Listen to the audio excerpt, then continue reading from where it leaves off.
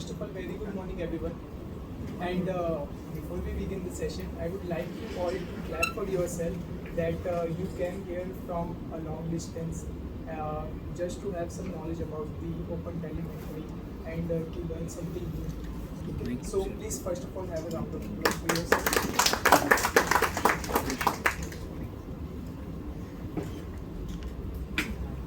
Hello.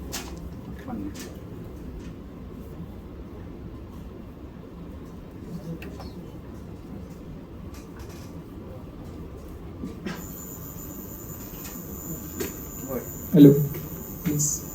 So before we begin, I would like to emphasize that I was sitting there and I was observing all of you, all of your actions, and therein I come to know that many of you are students still in a college, and many of you are just begin your career, or many you are just new to the CNCF, what CNCF is, right? So for someone who is new to CNCF, for them the OpenTelemetry is kind of new. For someone, the observability is kind of new. So whatever research I did till now and whatever the experience I had, I make sure to compile them all to make sure that it's more beginner friendly and all of you can understand it very easily.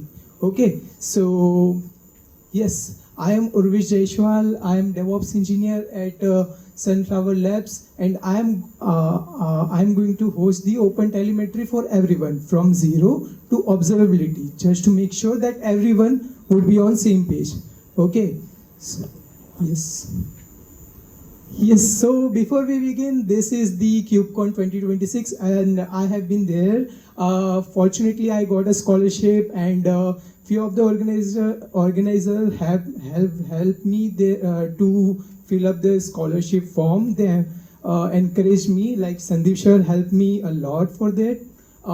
You can also find the Viral Bhai there, Neil there, Dramit Shah and Aditya there. Like we all are there, and KCD is going to have KCD is going to happen this September itself. So I, being a volunteer, I would like to welcome you all to there. Okay. Yes. So before we begin, I would like to ask you all a question. We can build systems, but can we understand them? Okay. So here, if you have observed this thing called systems. So whenever I say systems, there are two things comes into your mind. First is your system, which all you guys have, right? Your laptop, your computer, etc. And there is another system which is reside into your server room, right? But here I am not talking about those two systems. Of course, those two are also a system, but what the kind of system I'm going to talk about is a modern day architecture system. So what is modern day architecture system, and do we really understand them? The modern day architecture system is now not limited to the monolith part. Okay, so what is monolith?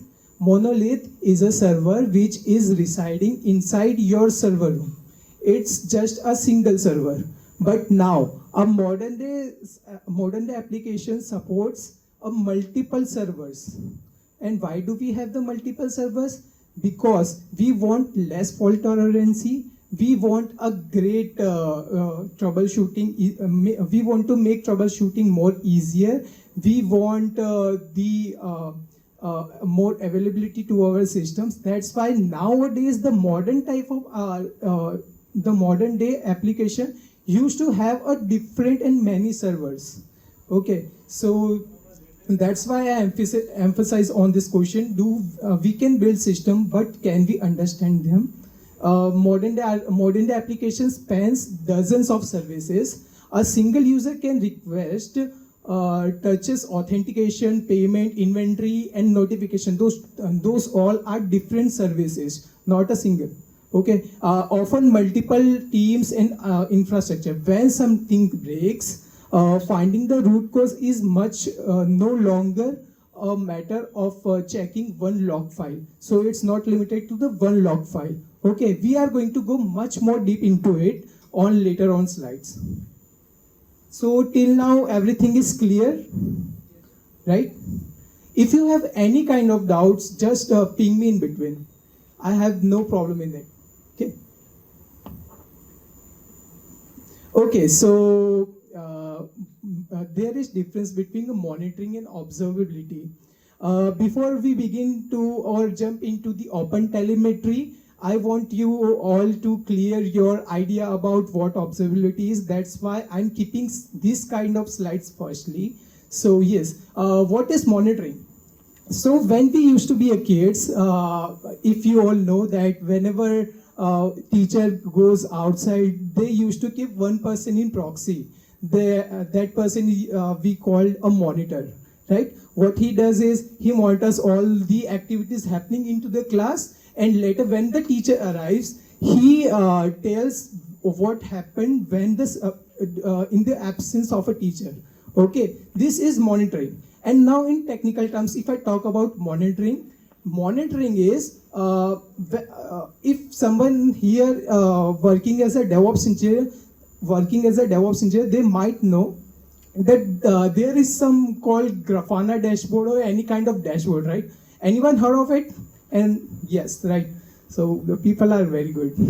Okay, so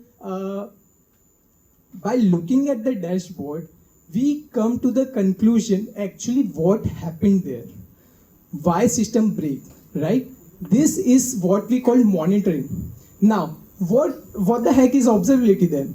We come to know the conclusion that what happened into the system and we solve it. That's it. Then what is the meaning of in observability? So if you observe, the word observability it comprises of two words: observe and ability. Nothing happened? Okay. So observe and ability.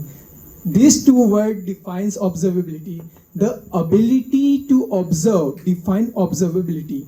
And if you ask me what is observability, I can say it's an art. Why it's an art? Because it matters from person to person. Let's say Sahil is having a different set of observability in his mind. And let's say Rachna is having different kind of observability. Harshita is having a different kind of observability. This is an art and it matters. Why it matters? Because in observability, you go much more deep into it. You saw on the Grafana dashboard that your CPU is now upper than 80%, which is actually a bad. So what you did is you go much more deep into it and you did more reasoning, why it is like that, and you arrived to a conclusion that why it happened. So you got more clarity, right? This is what observability is. And that's why I called it an art, okay? So exploring a root cause is actually happened when you know what and as well as you know why. Okay, so what and why gives you a proper conclusion that actually what is a root cause. And when you work as a DevOps engineer or SRE, there is if something happens and you and there is some ticket assigned to you to do some reasoning over it, to resolve it. So before solving that part, you first need to do a meeting with the client. And in that meeting, you have to show them what is the root cause and how you're going to solve it. And based upon the approval, later on you move to the another part. So this is the process. So root cause analysis only happens when you know what and why. That's why observability plus monitoring, both are really important nowadays. Okay. Everything is clear till now? Any doubts? Any question? Nice. So, if you observe in your home, there are multiple pillars. At least when I talk about the apartments, right? There are multiple pillars based upon the apartment was built. But there are some pillars which if you hurt them, it is going to destabilize your entire infrastructure, right? So the same thing happens in the observability as well. There are three pillars, and these three are major pillars of observability. First, logs. Second, metrics. And third, traces. Anyone developer here? Anyone? Okay, so you all guys know, right? What is logging? Especially, I have been from a JavaScript background, right? So previously, I used to be a React developer. So what I did is I used to keep everywhere console.log, console.li, console.danger, etc. So from there, I can easily understand where the system is breaking. So yes, that's a logging. It's simple. Now here comes a matrix where we keep the matrix. Logs talks about the application, where the application broke, but yes, where the application broke in the application. Logs works upon the application, but matrix talks about where the application is running. Let's say application is broke, but you don't know what is the reason why it broke. That's where the matrix comes into part. Let's say you are having 5 servers, and you got to know that in the second server, which is payment server, and client is having a payment issue in the log. So you go towards the matrix of that particular server, and you find that there are some health check issues because CPU went high, or let's say memory was full. Okay, so that derives your proper conclusion. Now let's talk about the traces. How many you are a fan of Sherlock Holmes? Yeah, I'm a big fan of it because I love the Sherlock Holmes, the way he does a case studies, right? So he used to carry a magnifying glass, and what he did is sometimes he checks the footprint from one place to another, and he checks actually where sorry. So after that, after checking the different places, he arrived to a conclusion, and he creates a pattern, like what exactly the problem could be, and yes, by observing the pattern, he come to the some kind of conclusion. Yes, so this is logs, matrix, and traces. These three are the very crucial pillars of observability. Till now, everything is clear, right? Any doubts? Yes. Okay, so let's see the logs, matrix, and traces in action. Let's say there is an application called a food delivery application. Okay, it is having 5 services.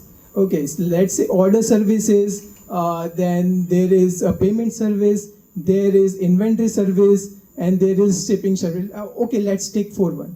So now by the log you come to know that payment timeout is there, and you got to know that by checking the logs that the payment is failed because of the timeout connecting to the gateway, right? And after that you check where exactly the pain point is by matrix. So you got to know that there is a latency spike to 4.2. There is error jump rates from 0.19% to 12%. Okay. Now you know that what the pain point is, where the pain point is. Now it's time for a traces. Like if you go from one server to another server to another server.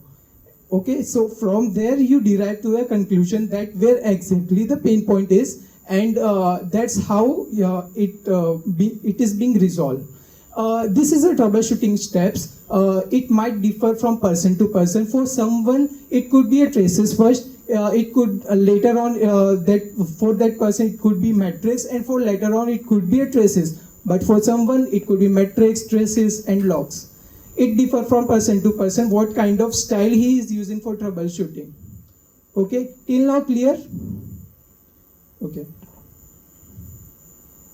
So now, before telemetry, how the situation looks like, and how an IT person works into the office. So before telemetry, there was an instrumentation chaos. Okay, so we all are the companies and application are having a multiple servers, but there was not a single vendor. There are multiple vendors for the observability. For example, if I talk about my company is using the Grafana, Prometheus, and for example, they are using New Relic as well, or Datadog, let's say. So now, these four are totally different vendors. So the process of installation is going to be different. Okay, so if the process is going to be different, so I have to conduct a meeting in which there are multiple developers would be there. Let's say front-end developer, back-end developer, or let's say a tester.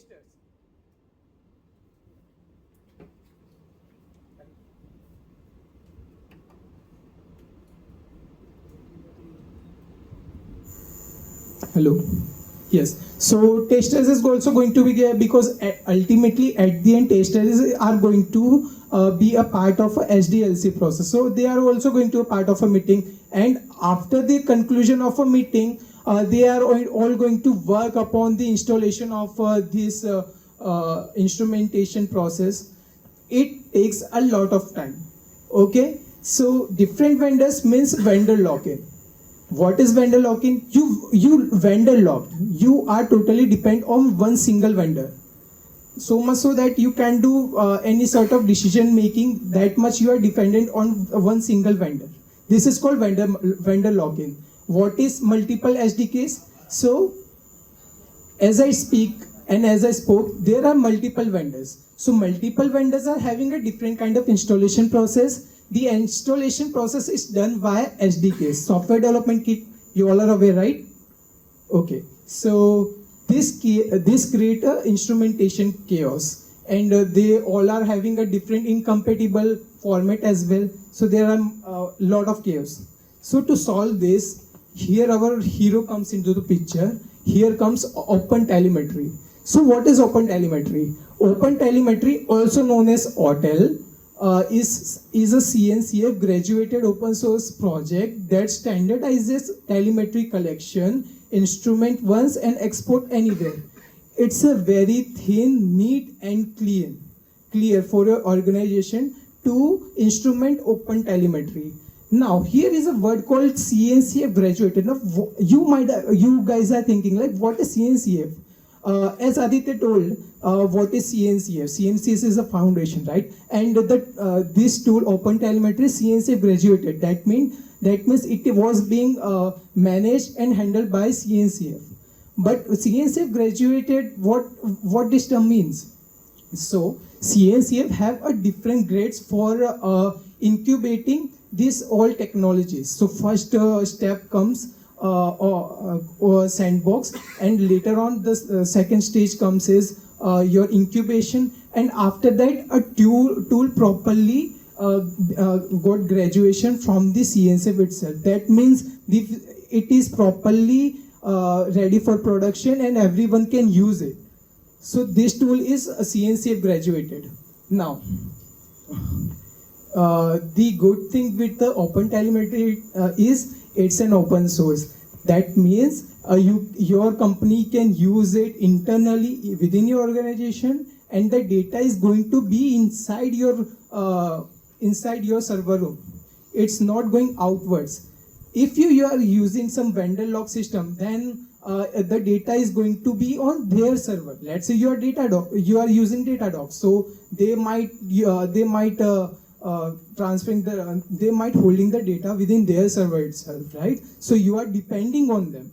Now here you are depending on yourself. So there is no dependency here. Second, it's vendor neutral. What it means by vendor neutral? You are not a vendor lock-in here. You are not dependent on anyone. Why I'm saying that? Because OpenTelemetry is a standard. It's a standard. Like if I talk about standardization, so there is something called universal adapter, right? If you go in US, they might have a different kind of adapter. In India, we have different kind of adapter. So those different kind of adapter, I would like to emphasize them as like different vendors from all around the world. But this is a standard vendor. This is a single adapter.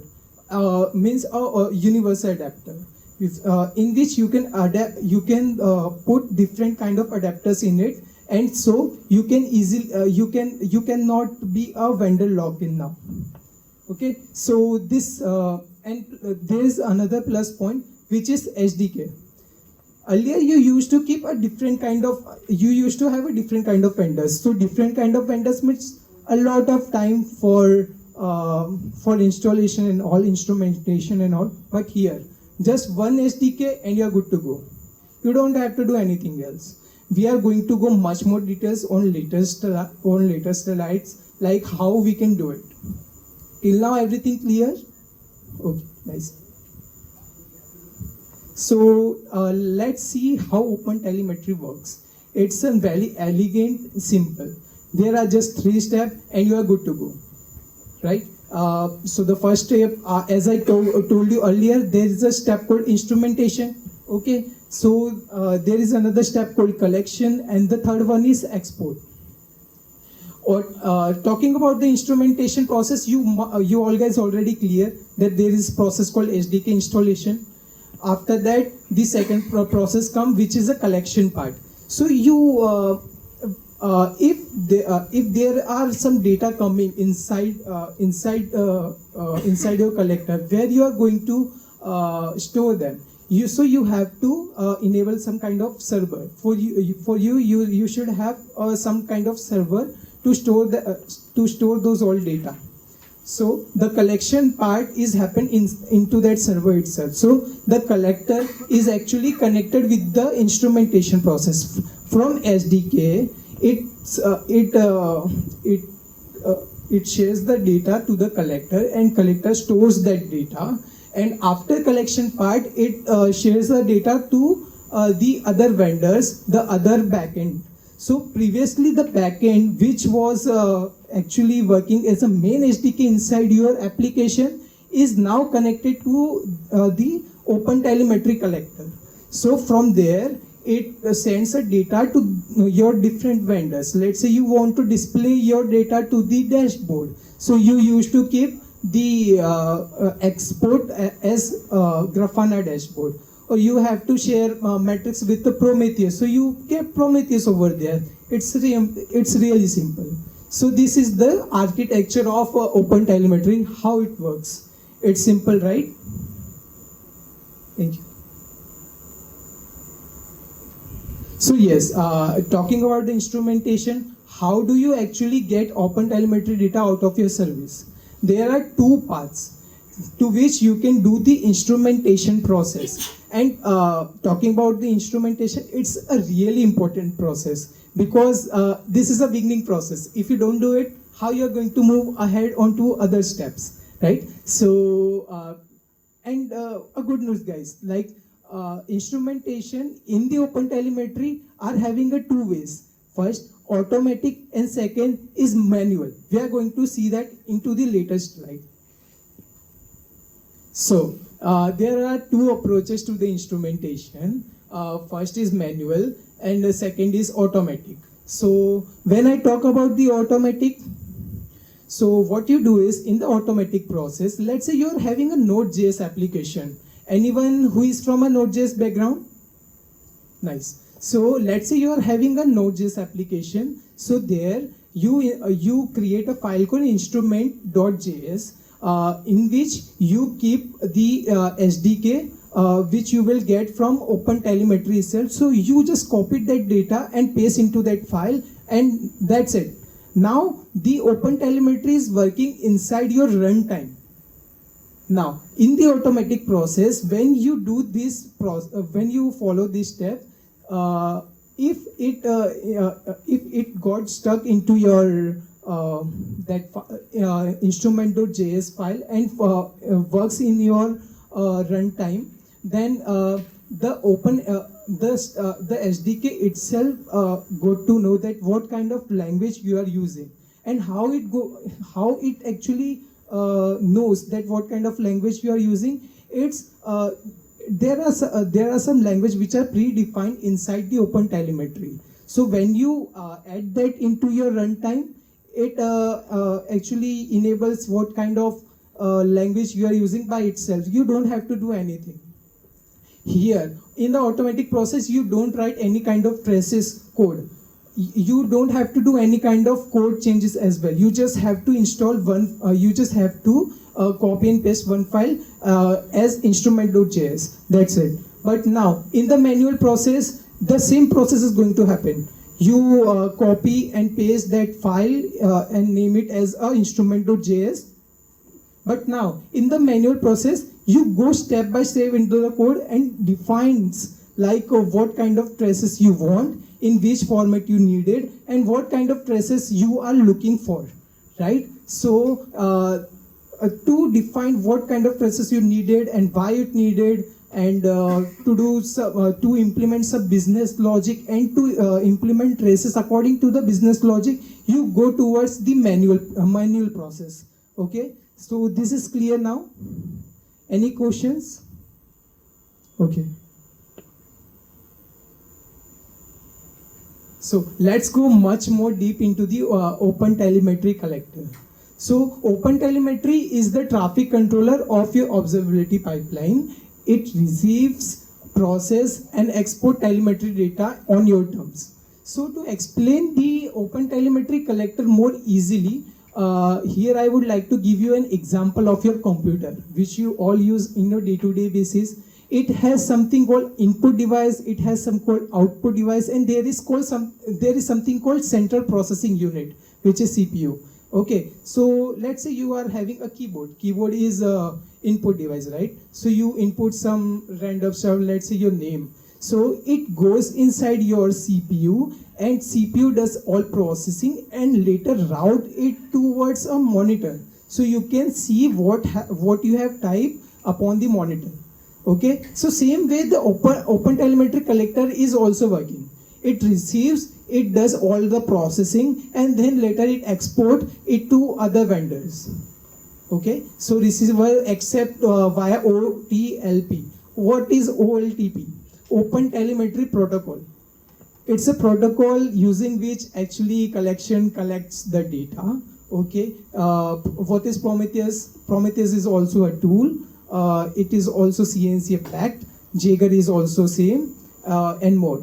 Talking about process, what kind of processing it does? It does batching, it does filtering, it does enriching, and transform telemetry data in flight. Okay, talking about exporters, forward processed data to any compatible backend. Backend means your other जो भी vendors है वो. Now, talking about the context propagation, the magic behind tracing. We have been to the collection part, right? Now I would like to take you on the journey of a tracing, how tracing works, and how actually your single request travels from different server, and how it actually, how the OpenTelemetry helps to traces to route the traffic from one server to another server, like from A to B.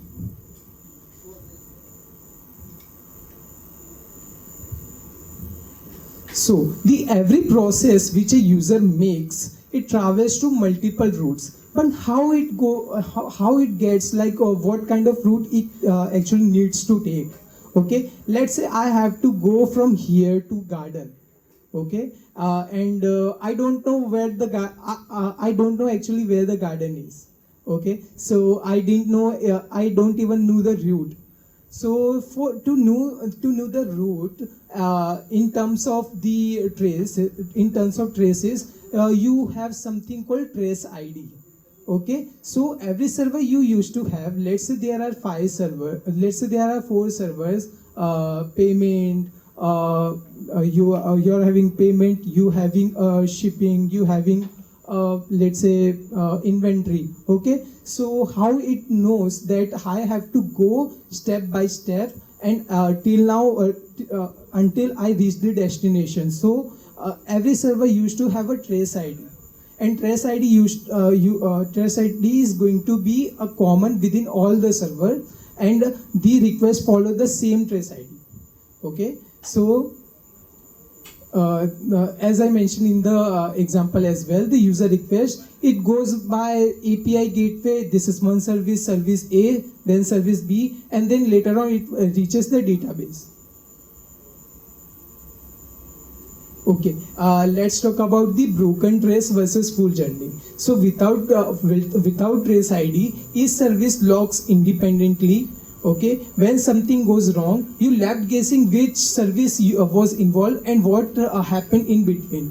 So without trace ID, your each of your service feel like a isolated part. So they didn't know what exactly they are doing, because they don't know their identity, from which identity it belongs. Okay, but with the trace ID, every span shares a same trace ID. Now, what is span? Okay, so earlier I used to give you an example about the I want to go from here to garden.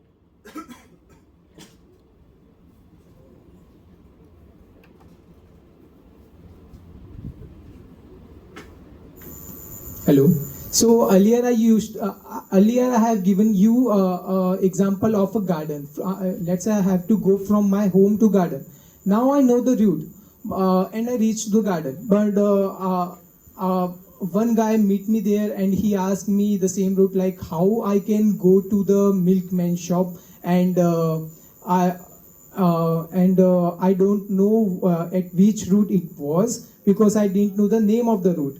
So to know the name of the route is called a span. So every services which passes the request, it used to have a span ID as well, but the span ID actually differs from one to another. Okay, trace ID is going to be the same, but span ID is going to differ from one to another. Okay, so yes, so this is span. You can reply the full request path, see latency breakdowns, and pinpoint failures instantly with a trace ID. Okay, unified correlated traces, full cross-service visibility, fast root cause analysis. With trace ID, everything is possible. You can reach to your root cause more easily. Okay, so we got the traces, and now my question to all of you is, should we store every single request? Like talking about the logs, you have kept multiple logs in the system. If something breaks, you got to know what happened. So is it necessary to having so many to store so many requests? If you ask you, let's say you are having a 1 million traces per day in expense and often unnecessary. Some traces would necessary for you, but some are unnecessary, and you got to know that what kind of traces and what kind of data is unnecessary. So are you going to keep every request? No, right? So for that there is one concept called sampling. If I talk about one businessman, okay, so businessman goes into the market, he saw a new product, but he don't know that it's going to work in my shop or not. So what he does is, it takes some sample, keep it into his inventory, sold some stuffs, and later, based upon the data, he come to the conclusion to keep that into the store or not. So the same real world example implies here as well. So sampling is the same process here too. So let's go much more deep into the sampling and understand how sampling works. Okay, so there are two types of sampling: head sampling and tail sampling. So anyone here who used Linux before or using Linux? Okay, so you all guys knows, right, what is head and what is tail. Okay, in head sampling, you make decision based upon the first few sampling data. So let's say you are having what I can say.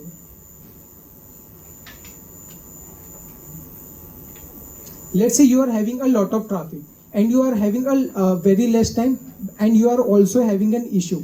So what you are doing is फटाफट से कुछ तो sample मिल जाए and we can solve it quickly. So at that time head sampling actually helps you. In the first few sampling part, you got to know that what the quick reason is, and you emphasize on it, and you let go the other sampling part.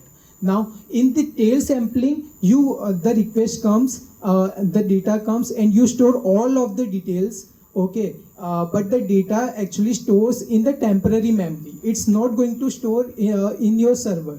So once the whole data comes inside your server, you does the emphasizes, you go through the data, you find some the insights which you needed, and after that you delete all the other sampling data. This is called tail sampling. Okay, so which one to use? Here I mentioned, like in the head sampling, you decide immediately. It's lightweight but may discard interesting traces before you know they are interesting. In tail sampling, you wait until the request finishes, so we can keep errors and slow requests while discarding the normal traffic. But mainly in the when you work in the organization, tail sampling is more preferable, because if you are working in a production and you cannot take the you can't rely on the tail sampling, because it may goes wrong, right? So this is clear, right? Head sampling and tail sampling. Any questions? No, right? Okay. Okay, so here I took the example of a Node.js app. Whatever I have covered till now, so that the flow will be clear inside your head. So let's say there is a Node.js application, and you have created a file called instrument.js, and inside the instrument.js you copy and paste the SDK of OpenTelemetry. Okay, now OpenTelemetry collector used to take the data from your application, it shares the data to the hotel collector. In the hotel collector, you does reasoning, and you keep the logic, like what kind of sampling you want to do, head sampling or tail sampling. Okay, after that you are having a multiple vendors, let's say Jaeger and Prometheus, connected to the collector itself, which will show you the metrics or traces or logs into their panel. So this is the total flow. Everything is clear? Okay. So till now we have learned many things, and there are many concepts which now clear into your head, right? But you don't have to remember everything. There are few topics which actually you have to remember. Okay, so there are monitoring, and monitoring is not an observability. I told you, like what is the actual difference between observability and a monitoring, right? Monitoring tells you when something breaks, but observability helps you understand why it happens. So second thing which I would like to say is 3 pillars. I gave you example of a house. House are having some main pillars. Okay, you don't have to hurt them, because hurting them would destabilize his home. Same thing here as well. Log, metrics and traces each reveal a different dimension of a system behavior. Okay. Third one is OpenTelemetry is vendor neutral. It is not relied upon one vendor. It's a vendor neutral. You in the backend you might have a different kind of vendors, but there was one SDK will be in use. It's of OpenTelemetry, and the OpenTelemetry is having a very linear and clear architecture. It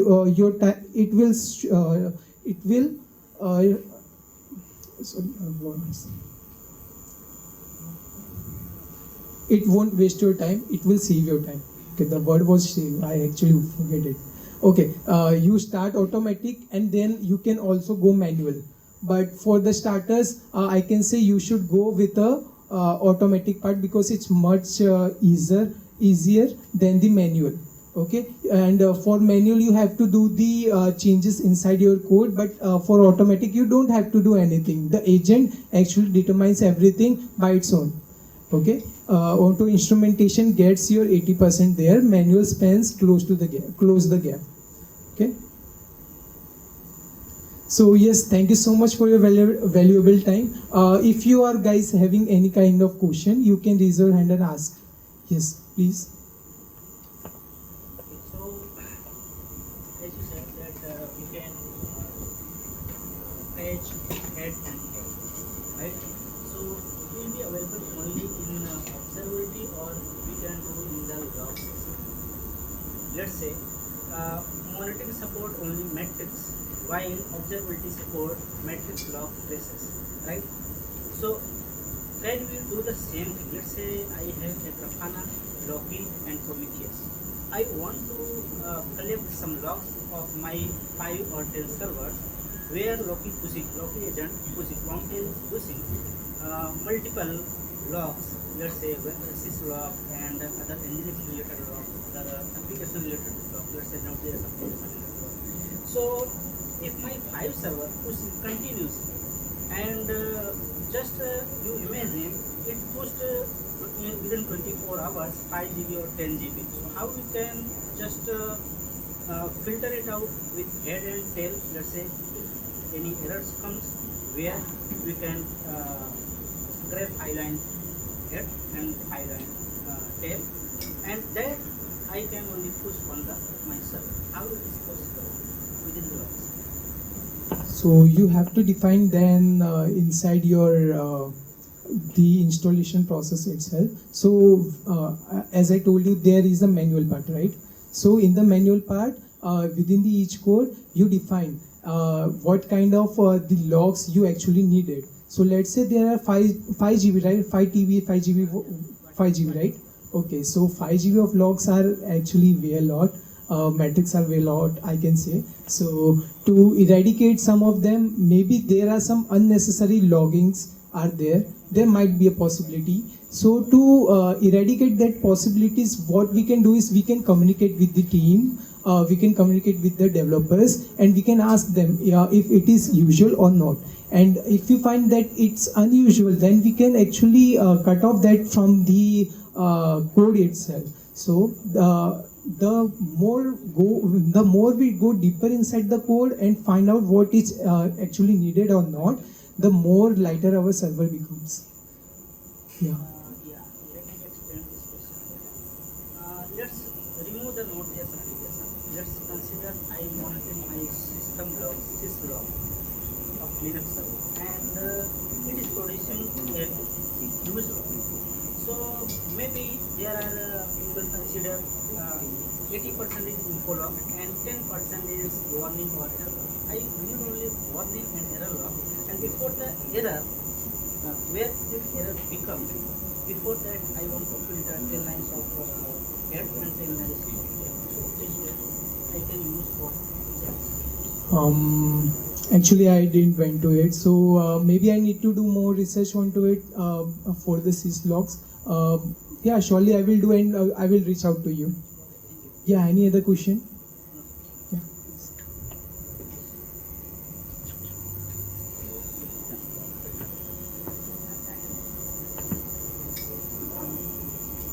Okay. Yes, sir. So, like you mentioned, like it requires the SDK to be integrated in the application, right? In order to work it. So, let's say I have 100 applications, and it may take almost like many huge effort for developers to integrate it.